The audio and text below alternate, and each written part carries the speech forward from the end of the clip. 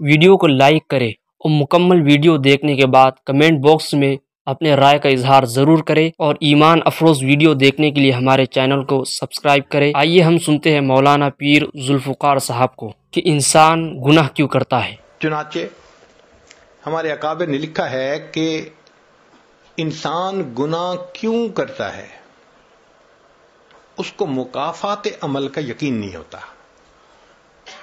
مکافات عمل سے کیا مراد؟ ہم بچھو کو کیوں ہاتھ نہیں لگاتے؟ پتہ ہوتا ہے کہ یہ ڈنک لگائے گا، اس لیے دور ہٹتے ہیں۔ سانپ کو کیوں ہاتھ میں نہیں پکڑتے؟ یقین ہوتا ہے یہ ڈسے گا، موت آ جائے گی۔ بجلی کی تار کو کیوں نہیں ہاتھ لگاتے؟ بھئی جھٹکا لگے گا، انسان مر جائے گا۔ جب ہمیں پتہ ہوتا ہے کہ اس ایکشن کا ایک ری ایکشن ہونا ہے تو پھر ہم محتاط رہتے ہیں۔ اب آپ میں سے کتنے لوگ ہیں جنہوں نے بجلی کو خود ہاتھ لگا کے دیکھا؟ کبھی بھی نہیں دیکھا۔ بس صرف کسی کو بات سنی، مثال سنی اور عبرت پکڑ لی کہ مجھے نہیں ہاتھ لگانا۔ کتنوں نے بچھو کو ہاتھ لگایا؟ کوئی بھی نہیں لگاتا۔ سانپ کا نام لو تو ڈرنے لگ جاتے ہیں۔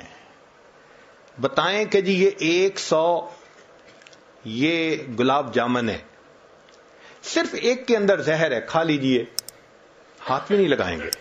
کیوں؟ ڈر ہے۔ تو جب ہمیں نقصان کا ڈر ہوتا ہے پھر ہم ہاتھ نہیں لگاتے۔ یہ دیکھیں اتنے بڑے بڑے شاپنگ مال ہوتے ہیں، وہاں کیمرہ سسٹم لگا ہوتا ہے۔ اب خریدنے والے جو لوگ آتے ہیں ان کو پتہ ہوتا ہے کہ ہمیں دیکھا جا رہا ہے۔ شاپ پکنگ کوئی نہیں کرتا، کوئی چوری نہیں کرتا۔ تو جب ہمیں یقین ہے نقصان ہوگا ہم وہ کام نہیں کرتے۔ جب یقین ہے کہ ہمیں پکڑ لیا جائے گا ہم وہ کام نہیں کرتے۔ جب یہ یقین ذہن سے نکل جاتا ہے کہ اللہ ہمیں دیکھ رہا ہے، جب یقین ذہن سے نکل جاتا ہے کہ گناہ کا وبال آئے گا، پھر ہم بے دڑ ہو کر کے گناہ کر رہے ہوتے ہیں، احساس ہی نہیں ہوتا۔ اب سوچئے، حدیث مبارکہ ہے، تم اگر دوسروں کی بیویوں کے ساتھ پرہیزگاری کا معاملہ کرو گے، لوگ تمہاری عورتوں کے ساتھ پرہیزگاری کا معاملہ کریں گے۔ حدیث مبارکہ ہے۔ امام شافعی رحمۃ اللہ علیہ فرماتے تھے کہ زنا ایک ایسا گناہ ہے جو دین ہوتا ہے، جو قرض ہوتا ہے بندے کے اوپر۔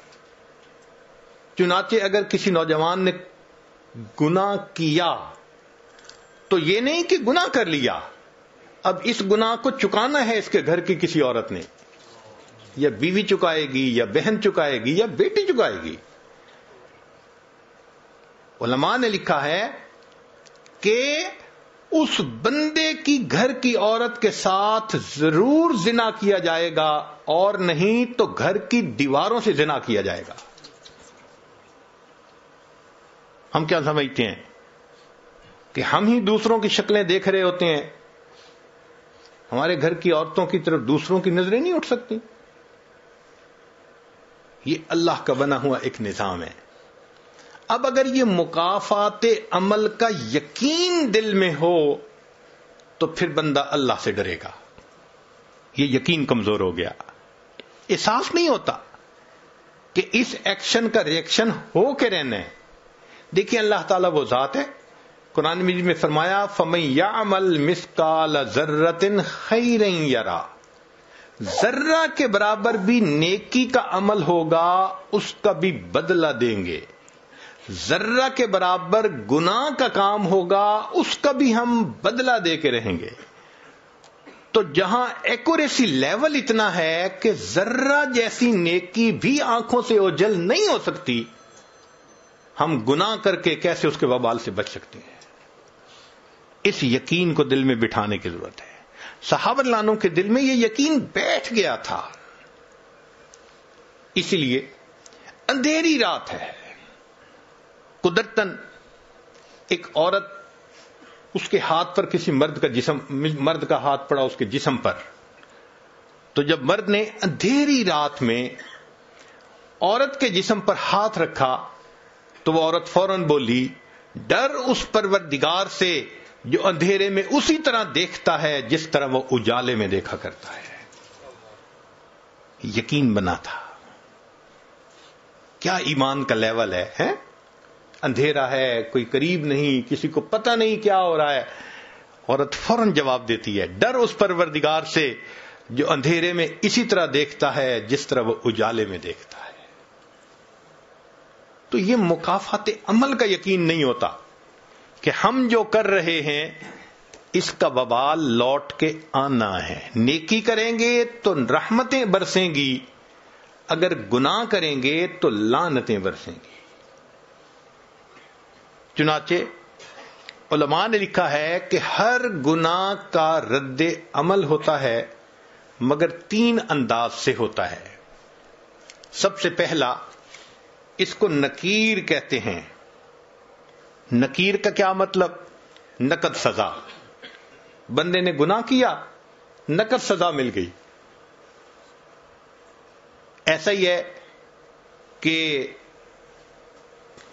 غلطی کی, ایک تھپڑ پڑ گیا تو بندہ ذرا بچتا ہے, پھر اس کو نکیر کہتے ہیں. فوراً اس کا اثر سامنے آتا ہے. چنانچہ ایک زمیندار کا واقعہ سنیے کہ جس کی اتنی زمینیں تھیں کہ اس کی زمین میں کئی ریلوے اسٹیشن بنے ہوئے تھے. ریل چلتی تھی, ایک اسٹیشن پہ آتی تھی, پھر دوسرے ریلوے اسٹیشن پہ, پھر تیسرے پہ, اور یہ سب ریلوے اسٹیشن اس کی اپنی زمین میں تھے. ایک دن اپنے دوستوں کے ساتھ شہر کے چوک میں کھڑا گفتگو کر رہا ہے تو دوست نے کہا کہ آج کل بس تنگی ہے مال کی اور میں بہت پریشان ہوں. تو اس نے تکبر سے ایک بات کی کہ یار تم پریشان رہتے ہو کہ آئے گا کہاں پہ, اور میری یہ حالت ہے کہ میں پریشان رہتا ہوں لگاؤں گا کہاں پہ. تکبر, عجب. اور میری تو 40 نسلوں کو بھی پرواہ نہیں ہے. جب اس نے یہ تکبر کے الفاظ بولے اللہ نے اس کو اپنی پکڑ میں لے لیا. ہوا کیا؟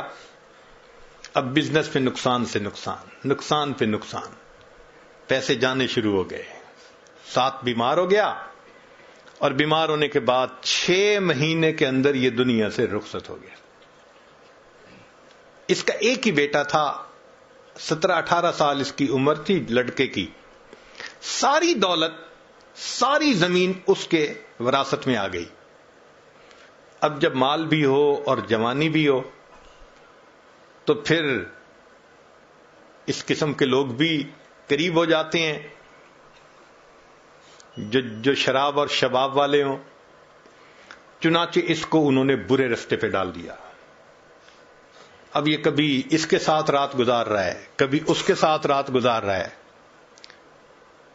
کسی نے اس کو اور بڑے شہر میں پہنچا دیا, پینے پلانے کی بھی عادت ڈال دی. اب بینک کا جتنا پیسہ تھا وہ لٹنے لگ گیا. کسی نے اسے کہا یہاں کیا دیکھو گے, ذرا باہر نکل کے دنیا دیکھو. تو اس نے اس کو کسی باہر کے ملک کا راستہ دکھا دیا کہ وہاں کے نائٹ کلب میں کیا ہوتا ہے. اب وہاں جا کے یہ پیسے لٹانے لگ گیا. 1-2 سال کی بات ہے, سب بینک اکاؤنٹ زیرو, اور بیماریوں کا بھی مریض ہو گیا. جب روز عیاشی کرنی ہے اور متعدد بار کرنی ہے تو نتیجہ کیا ہوگا؟ بیماریاں. نوجوان بچہ ہے مگر بیمار. اب زمینیں بچ گئیں, یہ کیا کرتا؟ زمین کا ٹکڑا بیچتا, جو پیسے ملتے پھر باہر کا ٹرپ لگاتا, پھر آ کے زمین کا اگلا ٹکڑا بیچتا. کچھ چند سالوں کے بعد ایک ایسا وقت بھی آیا اس کی ساری زمینیں بک گئیں, ایک مکان رہ گیا تھا. پھر یہ اپنے نشے سے نہیں رہ سکتا تھا, پیسے کی ضرورت تھی. ایک وقت آیا اس نے اپنا ذاتی مکان بھی بیچ دیا. مال بھی ختم, جائیداد بھی ختم, ذاتی مکان بھی بک گیا. اب رہنے کی بھی جگہ نہیں تھی. چنانچہ ایک وہ وقت بھی آیا جس شہر کے چوک میں کھڑے ہو کر اس کے باپ نے تکبر کا بول بولا تھا, میری 40 نسلوں کو بھی پرواہ نہیں, اسی چوک میں کھڑا ہو کر اس کا بیٹا لوگوں سے بھیک مانگا کرتا تھا. اللہ نے دکھا دیا میں دینا جانتا ہوں، میں لینا بھی جانتا ہوں. تمہارا بیٹا یہیں کھڑے ہو کر لوگوں سے بھیک مانگا کرے گا. اس کو نکیر کہتے ہیں، نقد سزا. یہ سزا کی پہلی قسم ہے. ایک ہوتا ہے تاخیر، کہ نقد سزا تو نہیں ملتی مگر مہلت مل جاتی ہے توبہ کرنے کے لیے. اگر توبہ نہ کرے تو پھر کچھ وقت کے بعد پھر سزا ملتی ہے. تلبیس ابلیس میں ابن جوزی رحمت اللہ علیہ نے واقعہ لکھا ہے کہ ایک نوجوان تھا، حافظ قرآن تھا. اس نے شہوت کی نظر کسی غیر پر ڈالی اور اس کا نتیجہ کیا نکلا کہ 20 سال کے بعد قرآن مجید اس کے سینے سے نکال لیا گیا، بھول گیا قرآن پاک.